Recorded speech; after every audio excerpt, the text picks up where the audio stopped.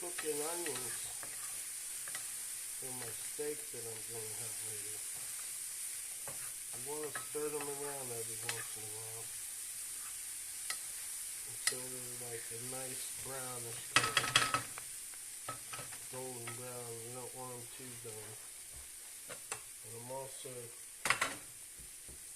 making some broccoli, steamed